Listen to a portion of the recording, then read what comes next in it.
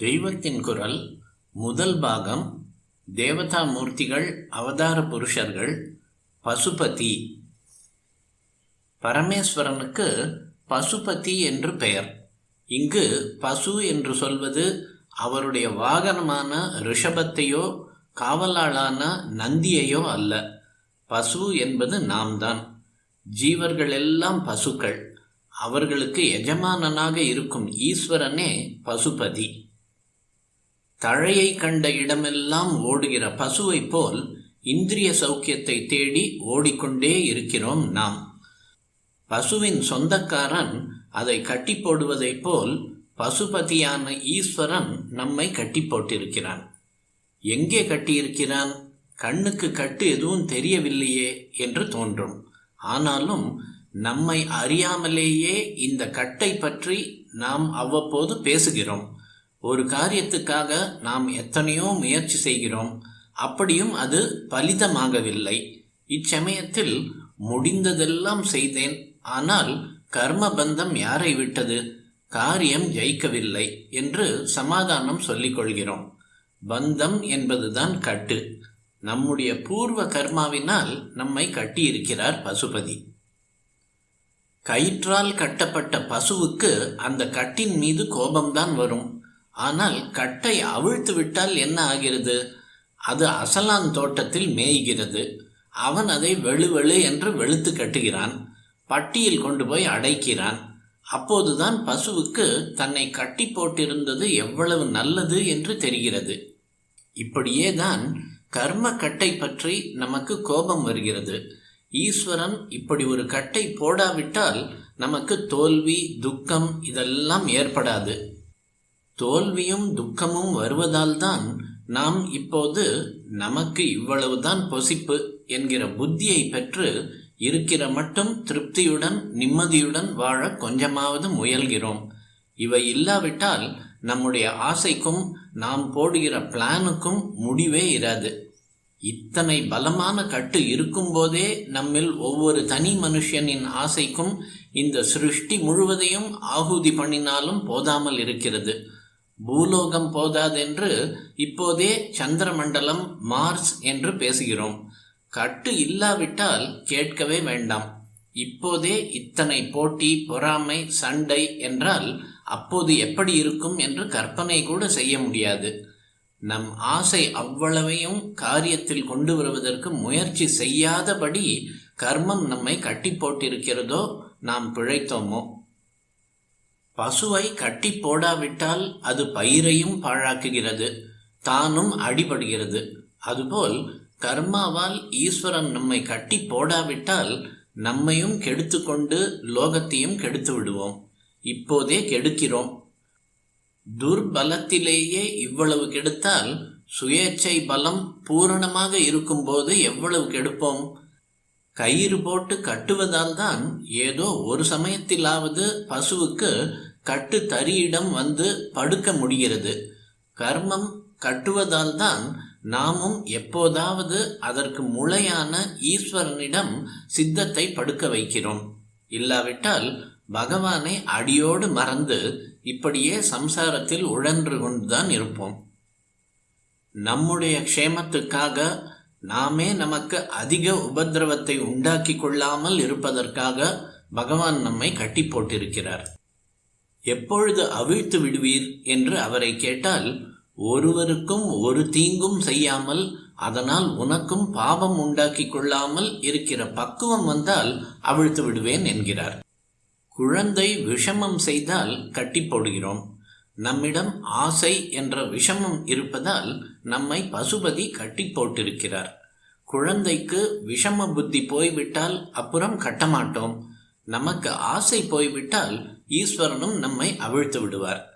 ஆசையினால்தான் பலருக்கு பலவித கஷ்டங்களை உண்டாக்கி நாமும் கஷ்டப்படுகிறோம். ஆசை போய்விட்டால் யாருக்கும் நம்மால் கஷ்டம் இல்லை. அப்போது கட்டும் இல்லை, அவிழ்த்து விடுவார். கட்டு போய்விட்டது என்பதால் அசலான் தோட்டத்தில் மேய மாட்டோம். ஏனென்றால் அசலான் தோட்டத்தில் மேயாத புத்தி நமக்கு வந்த பிறகுதான் பசுபதி கட்டையே எடுக்கிறார். கட்டு போன பின் நாம் கட்டுப்பட்ட நிலையிலிருந்து உயர்ந்து கட்டியவனின் நிலைக்கே போய்விடுவோம். கட்டு இருக்கிற வரையில் நாம் வேறு, சுவாமி வேறு என்று பூஜிக்கிறோம். கட்டு போய்விட்டால் நாமே அவன் என்று தெரிந்து கொள்வோம். அப்புறம் பூஜை கூட வேண்டாம். ஒரு நிலை வரையில் ஜீவன் பசு என்று ஸ்ருதியும் சொல்கிறது. அது எந்த நிலை? தேவதாம் அந்யாம் உபாசத்தே என்று சொல்லி இருக்கிறது. இதற்கு பொதுவாக இஷ்ட தேவதையை விட்டுவிட்டு அதற்கு அந்நியமான தேவதையை உபாசிக்கிறவன் பசு என்று பொருள் சொல்வார்கள். அது தவறு. நான் பூஜிக்கிற தேவதை தனக்கு அந்நியமானது என்று நினைத்து எவன் பூஜை செய்கிறானோ அவன் பசு என்பதே சரியான அர்த்தம். இப்படி பகவான் வேறு, பக்தன் வேறு என்ற பேத புத்தி இருக்கிற வரையில் கர்மா உண்டு. கர்மா உள்ள வரையில் கட்டும் உண்டு. அதற்காக இப்போதே நமக்கு பேத புத்தி போய்விட்டதாக நாம் பிரமை கொள்ளக்கூடாது, பாசாங்கு பண்ணக்கூடாது. உண்மையாகவே பேத புத்தியை போக்கிக் கொள்ள வேண்டும். அப்படி போகாத வரையில் சாஸ்திரோக்தமான கர்மங்களை செய்யத்தான் வேண்டும். சுவாமிகள் என்ன இப்படி சொல்கிறார்? இத்தனை நாழி கர்மா இருந்தால் கட்டும் உண்டு என்று சொன்னார். இப்போது இவரே அனுபவத்தில் அபேத ஞானம் வருகிற சாஸ்திரம் விதிக்கிற கர்மத்தை செய்யத்தான் வேண்டும் என்கிறாரே. இந்த கர்மம் மட்டும் கட்டி போடாதா என்று உங்களுக்கு தோன்றும். இதற்கு பதில் சொல்கிறேன். ஆசை வாய்ப்பட்டு செய்கிற கர்மங்களின் கட்டை அவிழ்ப்பதற்கே சாஸ்திரம் விதிக்கிற தர்ம காரியங்களின் கட்டு உதவி செய்கிறது. அதெப்படி ஒரு கட்டு இன்னொரு கட்டை அவிழ்க்க உதவும் என்று கேட்கலாம். ஒரு திருஷ்டாந்தம் சொல்கிறேன். ஒருத்தன் விறகுகளை கட்டி கொண்டு வருகிறான். மணி முடிச்சாக கட்டிவிட்டான். கயிற்றை அவிழ்க்க முடியவில்லை. அப்போது என்ன செய்வார்கள் தெரியுமா? அந்த பழைய கட்டுக்கு பக்கத்திலேயே அதைவிட இறுக்கமாக மற்றொரு கயிற்றை சுற்றி நெருக்குவார்கள். இந்த இரண்டாவது கயிற்றை முடிச்சு போட மாட்டார்கள். அப்படியே கெட்டியாக விறகுகளை சுற்றி இறுக்கி பிடித்து கொள்வார்கள். இந்த இறுக்கலில் பழைய மணி முடிச்சு கட்டு கொஞ்சம் கொஞ்சமாக தொள தொள என்று நெகிழ்ந்து கொடுக்கும். அதை அப்படியே அலாக்காக விறகு சுமையிலிருந்து கழற்றி விடுவார்கள். பிறகு புதிதாக இறுக்கி பிடித்து கொண்ட கயிற்றையும் விட்டு விடுவார்கள். ஆக புதிய கட்டு பழைய கட்டை அவிழ்க்க உதவிவிட்டது. அப்புறம் இதையும் சுலபமாக எடுத்து போட்டுவிட முடிந்தது. சாஸ்திரம் சொல்கிற தர்ம காரியங்களின் கட்டு இரண்டாவது கயிறு போன்றது. அது முடிச்சு போட்டு கட்டுவது அல்ல. கட்டுகிற மாதிரி இருக்கும்.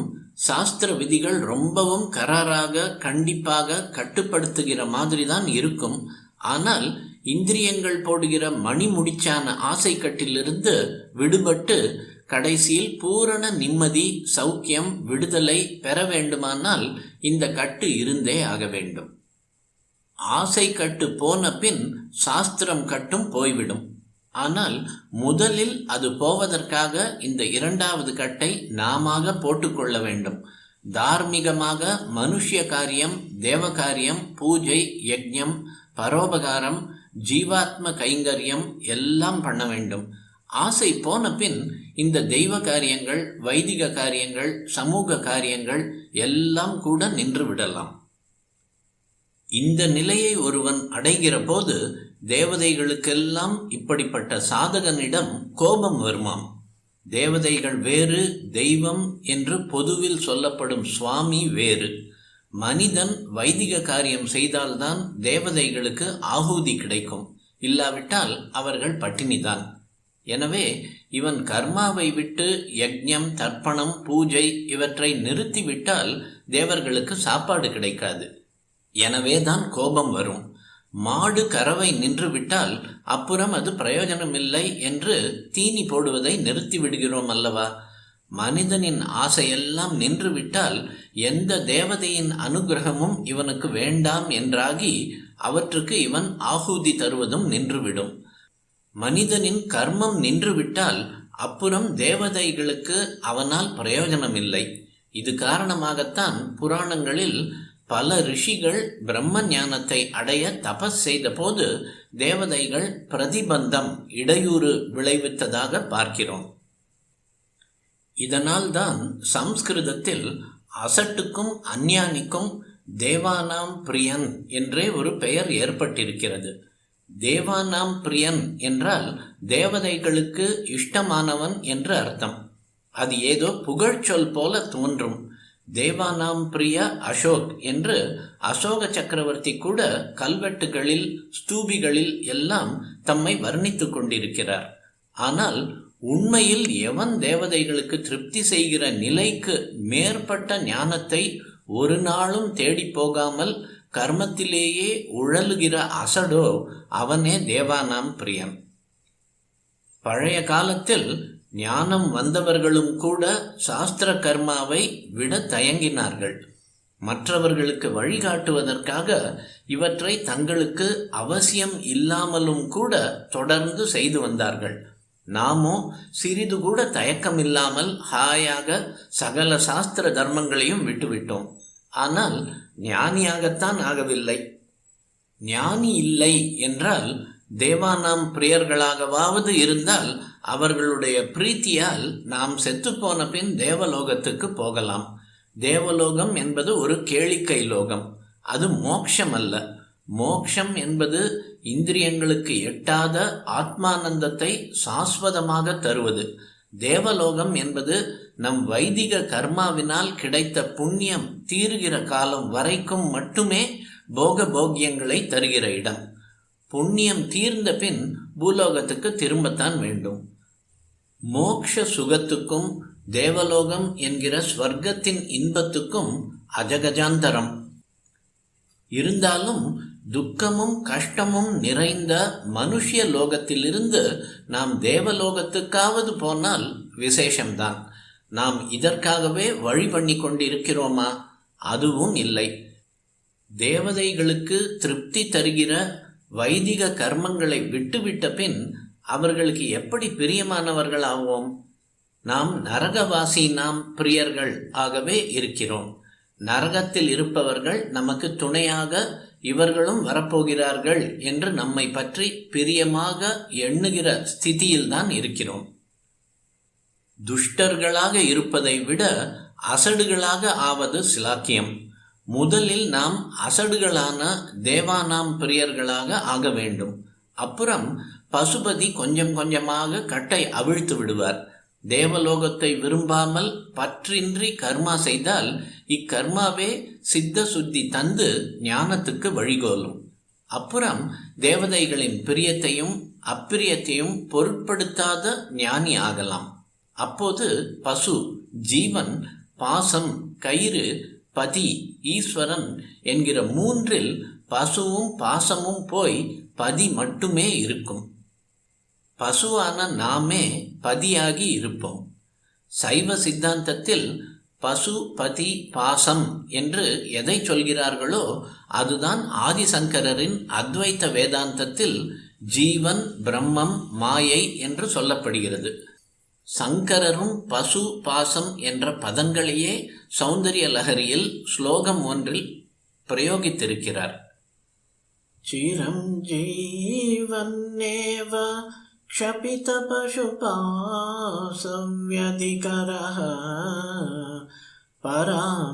பரானந்தாபிக்யம் ரசயதி ரசம் த்வத்பஜனவா. அம்பிகே, உன்னை எவன் பூஜிக்கிறானோ அவன் பசு, பாசம் என்கிறவற்றின் சேர்க்கையால் உண்டாகிற விபரீதத்தை போக்கிக் கொண்டு சதா காலமும் பரமானந்தம் என்ற ரசத்தையே ருசிக்கிறான்.